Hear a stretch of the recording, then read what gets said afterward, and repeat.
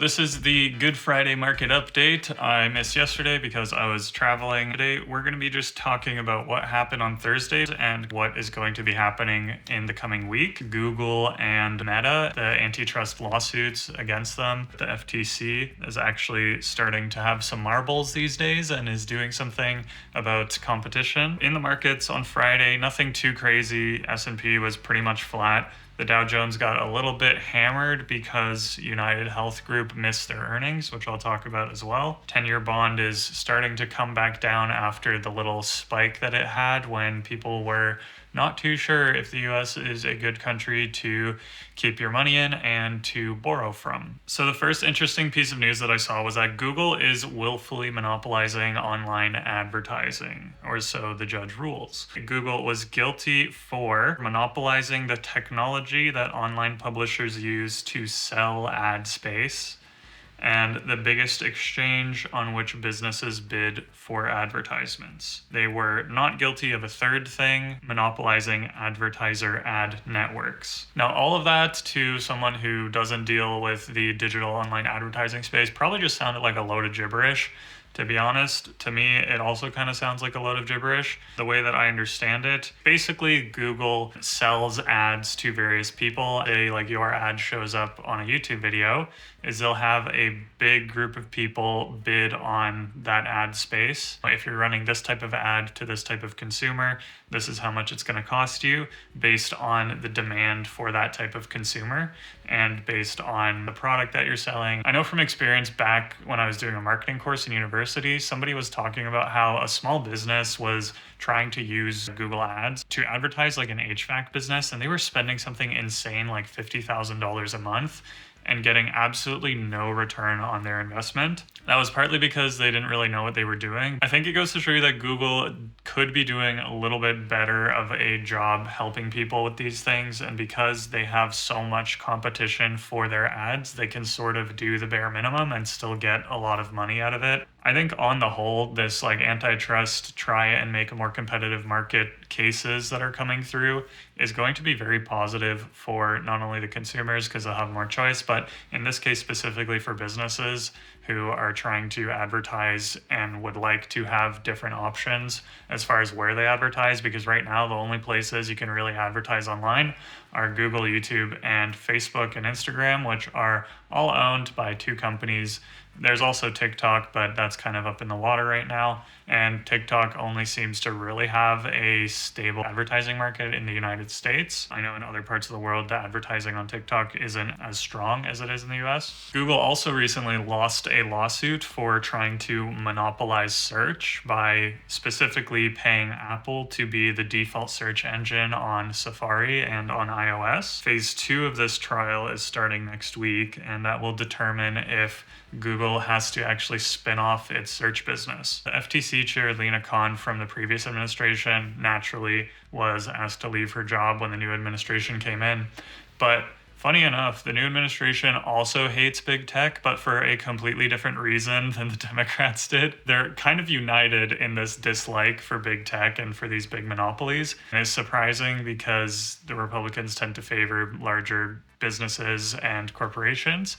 But in this case, they feel that they have been silenced by so many of these large tech companies that they're willing to go after them. Meanwhile, the Democrats were just going after them for being monopolies and being big business. Two different reasons, but the result ends up being the same. Really not looking good for the big tech companies. This could lead to some really interesting competition in the market, and I'm honestly really looking forward to it. We're seeing so much innovation with AI right now, allowing other potential players to enter that market rather than it being the same 7 big tech companies that you see every single day could result in some really cool new innovations that we might not even have thought of right now. Continuing on this lawsuit trail, Meta is also facing a lawsuit from the FTC. It spoke about Zuckerberg and emails, which is kind of funny how like emails always find their way into lawsuits. So this lawsuit could lead to Meta having to break up its group and spin off Instagram and WhatsApp. The FTC is alleging that Meta employed a systemic strategy to eliminate competitors by acquiring Instagram and WhatsApp. The emails that Zuckerberg wrote corroborate this. In an email in 2012, he suggested that the deal with Instagram might help neutralize a competitor, and he wanted to use Meta or Facebook at the time to use mergers and acquisitions to build up a competitive moat around them for mobile and ads. Potentially deemed illegal if the FTC can prove that they have a monopoly right now, which is going to be hard to do. And Zuckerberg and Sandberg have been explaining that in the current Meta, they're fighting with big competitors like TikTok, and that people don't really see Instagram, TikTok as competition with one another. They see them as separate apps. So I think this is going to be a hard case for the FTC to win. In a 2018 email, Zuckerberg also said that he did have some worries that they would be forced at some point down the line to break up the company. Rightfully so, saw that in the future, as these things start to come up a bit more, that might end up being a result. So I think that's actually kind of like a pretty damning thing to say. I'm sure there's a good way that your defense attorney could spin that. He was kind of predicting that this would happen, and now it's starting to actually happen, and all these big tech companies might get broken up, and his is the next one on the docket. So as of Thursday, some interesting news is coming out of the White House. Trump was predicting that there would be a trade deal with China at some point. He didn't really go much further than that, and there was talk that they have been in discussion with China. I think fundamentally, everybody kind of wants this whole trade war tariff situation to be done. I think that includes China, that includes the US and a lot of companies in the US. And the White House is starting to show that they actually do want to make trade deals, even if the kind of concept behind it is misguided. I think that eventually this will result in some sort of conclusion. It probably won't look exactly the same as it did beforehand. Eventually, this will go away. And they have made it clear that there will be a trade deal 100% with the European Union.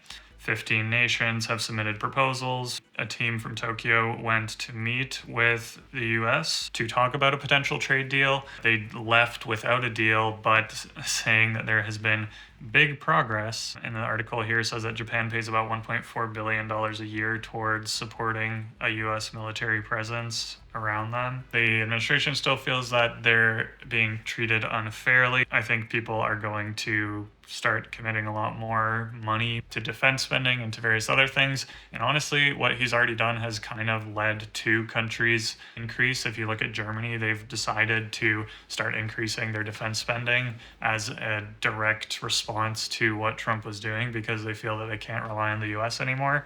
I'm not saying it's the best way to go about doing it, but the US doesn't seem to be very organized in their planning of this whole trade war thing.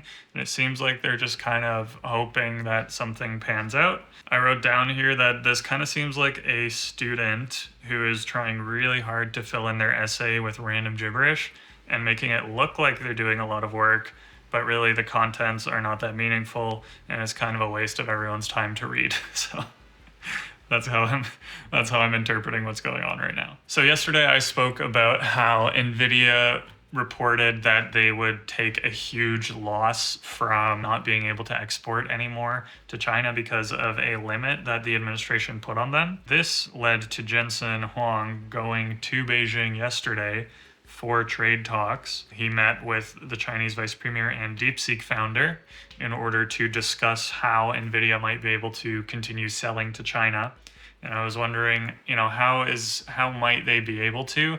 And I think the solution is actually pretty simple. Taiwan already makes most of the high-end chips, and they're quite close to China. So what you can do is just not do the finished product manufacturing in the United States and just ship it directly to China, export either out of Taiwan or another country like Vietnam or something once the finished product is made. As a side effect of what Trump is doing, making it hard for companies in the US to trade with people outside of the US, companies, CEOs are wanting to try and completely circumvent the US in order to still maintain market share in these various markets, and especially in China. Companies clearly want to be trading with China. Very important for the US to actually be able to benefit from this trading, to have this free trade agreement of some kind come along in the near future. If you look at the stock heat map today in health, Eli Lilly was up 14% at the end of the day on Thursday, and UnitedHealth Group was down 22%. So those were some pretty massive moves from both of these companies. So I'm going to be talking a little bit about both of them. First, I'm going to talk about Eli Lilly because this is really interesting. They had a weight loss pill. Purportedly, it works as well as Ozempic, and its shares went up like crazy because of that. They had a phase 3 trial, showed that people with type 2 diabetes lost 16 pounds or nearly 8% of their body weight over 40 weeks. Compares favorably with Ozempic, where patients on the highest dose lost roughly 6% of their body weight. As far as a weight loss drug goes, this one could be even better than Ozempic. And the thing that really made this company kind of explode is that the United States is one of the biggest markets for Ozempic. There have already been other companies that are starting to eat into the maker of Ozempic, Novo Nordisk, eat into their market share, and it went down over the last year and 7% on Thursday because of this.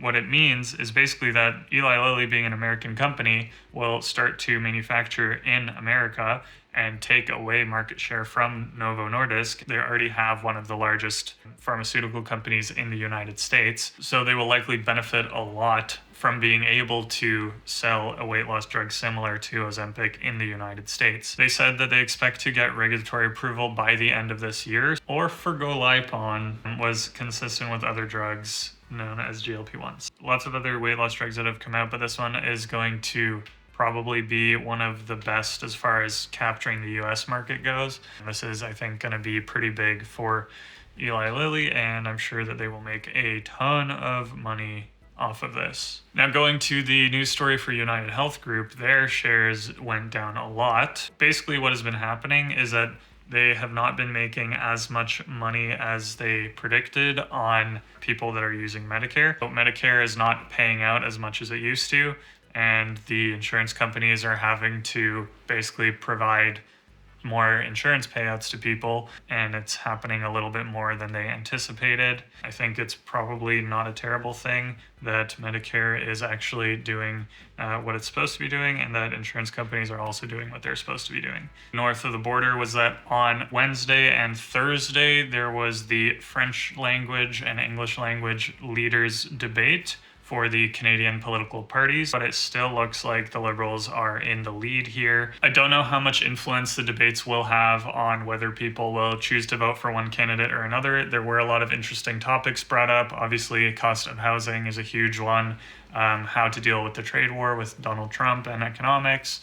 So the federal election in Canada is happening in 10 days on April 28th. Make sure you get out there and vote. Go watch some of the highlights of the debates. Figure out who you want to vote for. It's been pretty consistently Mark Carney that is going to be the leader, and his resume is quite extensive when dealing with the particular issues that we are facing at the moment.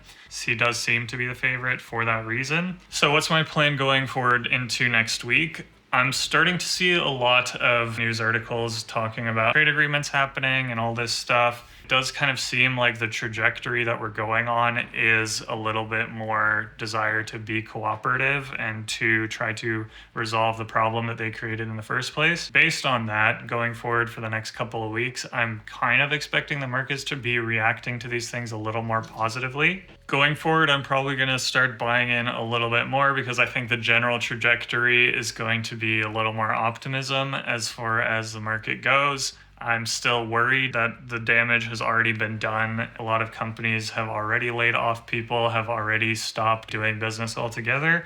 So we'll see if there are some lasting effects. But I think the sooner this gets resolved, hopefully the less impactful the stuff that's happening right now is going into the future and people are able to recover from it. That's the prediction for the time being. Obviously, things can change in about 5 seconds with this administration, so we'll see what ends up happening. But that's kind of been my thinking going into the end of the week here. And thank you for watching. Hopefully you found the video interesting, and I'll see you next time.